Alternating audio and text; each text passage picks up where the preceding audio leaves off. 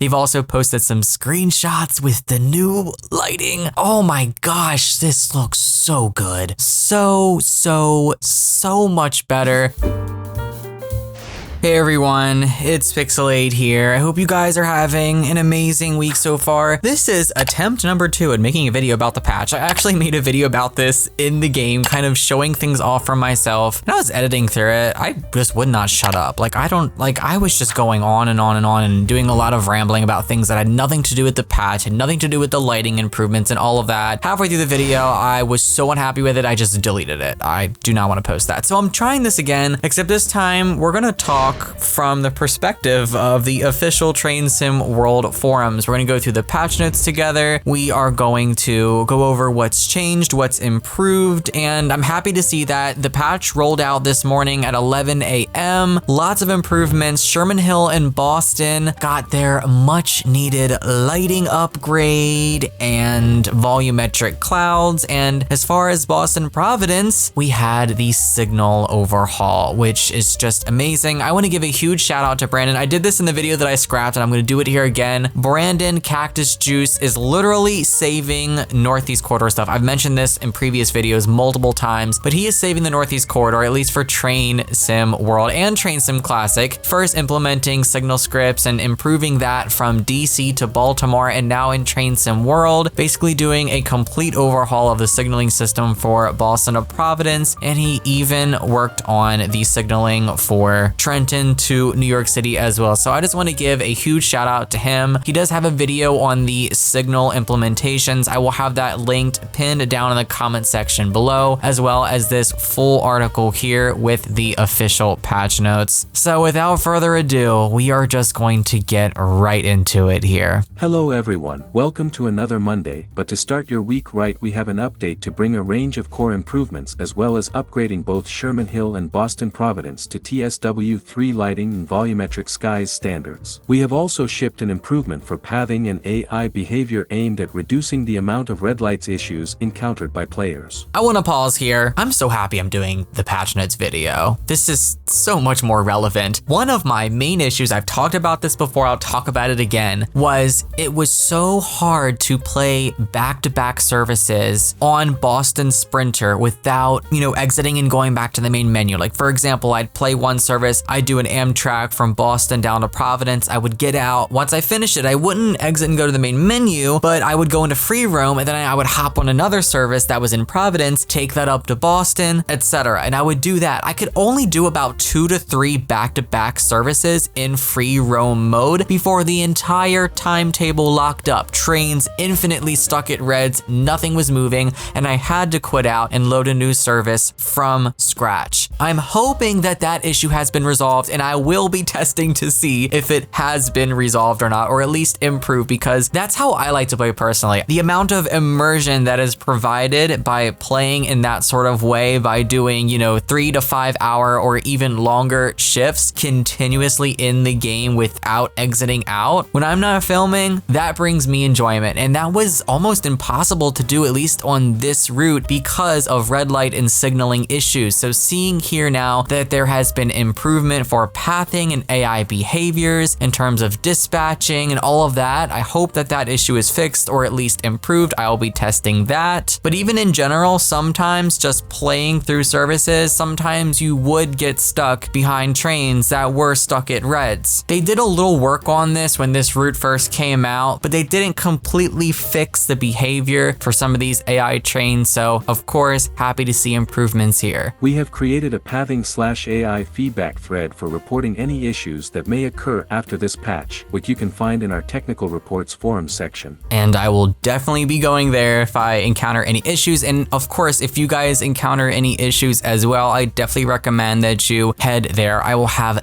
that linked below this video in the comments as well. Read about the patch in our Sherman Hill and Boston Providence improvements article headliners. Sherman Hill route should now have lighting and volumetric skies consistent with upgraded TSW TSW3 standards. Boston, Providence. Route should now have lighting and volumetric skies consistent with upgraded TSW3 standards. Improvements to Boston's skyline illumination. Overhauled signaling behavior. Core. Series of AI pathing and behavior improvements to reduce red light issues among all routes. So not just Boston or Providence, but among all routes, which I'm excited to see. And also want to talk about the improvements to Boston's skyline illumination. When I was doing the video that I scrapped, oh my gosh, it was one of the first things that I saw. I was leaving Boston and it was like a sunrise service. It was like 6:05 in the morning in mid-April. The sun was just above the horizon and everything was just like illuminated orange. I was just blown away by that. I was also blown away seeing Boston with the night lighting. I thought that looked incredible as well. And of course, leaving Boston and heading towards Boston Back Bay, going under that little trellis bridge, the lighting looked so cool in there as well. Unfortunately, after I left Boston Back Bay on that run in that video, it was raining the entire rest of the route. So that's also another reason I decided to not even post that video, because it kind of didn't show off the new lighting in its full glory. So I'll probably just end up recording another video for that later down the line when the new Acela comes out tomorrow. So you'll see that in my new content later on this week. Full changelog core. Series of AI pathing and behavior improvements to reduce red light issues among all routes. Removed unnecessary check for consecutive go-to instructions that caused wait until midnight notifications. Fixed maximum permitted speed marker being incorrect displayed on multiple introductions. Added Caton decals to livery designer. Good improvements for the core, I will say. AI pathing and behavior has been needing work for a long time. Happy to see that here. Permitted speed marker issues, I haven't encountered that, but happy to see that is here as well. PS4. Creators Club search function should work as expected and no longer brings up an NP31730-4 error.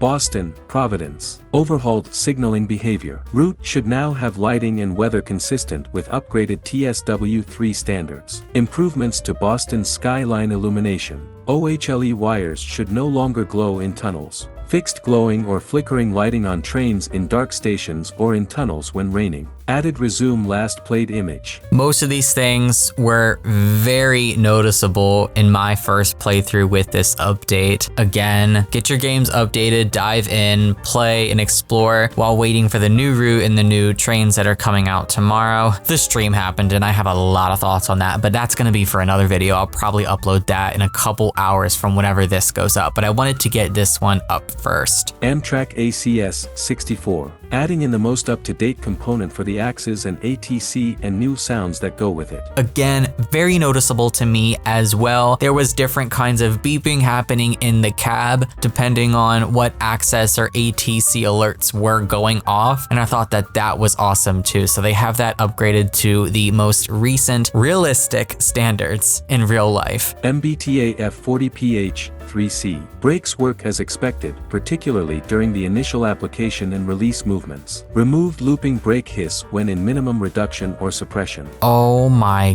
gosh, that last one has been bugging me for so long. That has been fixed. Finally, so happy to see that. MBTA single deck cars. Added an attenuation to the headlight relay sound so that it doesn't play in every train. Removed looping brake hiss when in minimum reduction or suppression. Sherman Hill. Route should now have lighting and weather consistent with upgraded TSW3 standards. Improvements to scenery around Cheyenne turntable to be more in line with reality. Changed color spectrum used for random containers to those more common to North America. This aligns containers with Cajon and Horseshoe routes. Updated the front-end 2D map so that locations flow from left to right correctly. Wagon brakes work as expected, particularly during the initial application and release movements. Level crossing lights now appear at the correct brightness. Added resume last played image. Lots of improvements coming with Sherman Hill as well. Much needed. I love Sherman Hill. I'm gonna be getting back into that soon as well. The new skies, lighting, volumetric clouds. Oh, it's going to look so beautiful on this route. It's definitely one thing that I thought was really missing, but I also want to bring this up too because this is a perfect time to bring this up. One of my biggest gripes with Sherman Hill are the track pieces. They look like those plastic track pieces for model railroads. Nothing breaks immersion more in this route to me than that. The track pieces do not blend with the bedrock at all. They stick out like a sore thumb, and if it was more like other routes, newer routes, it would feel so much more real. I don't know if that's ever gonna be looked into. I don't know if that could ever change, but I hope that that is improved or changed sometime in the future. I know I'm not the only one that thinks that. I really don't see anyone talking about it though, so who knows? Up SD40. Resized mirror vids being too big and causing issues when looked at. Ensured SD70 ACE locomotives are not randomly replaced with SD40-2 locomotives, which was resulting in underpowered trains. So that's it as far as the patch notes. Pretty good patch, I would say. Much needed patch. They've also posted some screenshots with the new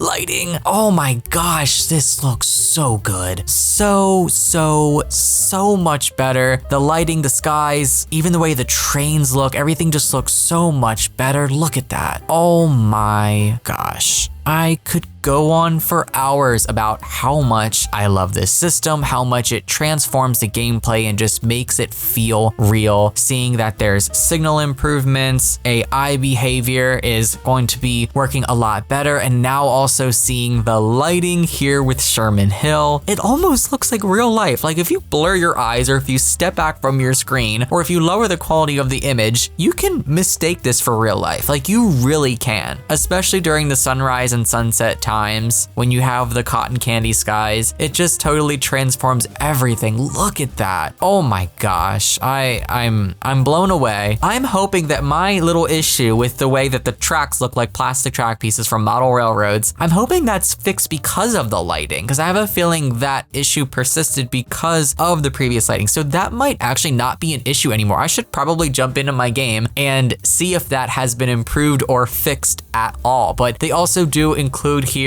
the NEC Boston and Providence signal guide from Brandon Cactus. Again, this guy is freaking amazing. Like this guy, he knows what he's talking about and he has worked so hard on this. I hope Dovetail ran him his money. I really hope that they paid him good because I can't even imagine the amount of hard work that went into that. Like I know that this is what he loves doing. This is his passion, but the amount of hard work with that is just unimaginable. So huge shout out to Brandon Cactus Juice for working so hard on that to give us these amazing improvements. Shout out to him. Let me know what you guys think of the patch and the update. Launcher games, are you having any issues? Is everything working the way that it should be now after we've received these patch notes? Share your thoughts below. Take care, guys. Thank you for watching. Give this video a thumbs up, subscribe, ring the bell so that you're notified when I upload. And my goal is to have another video tonight. Take care, guys. Happy rail simming.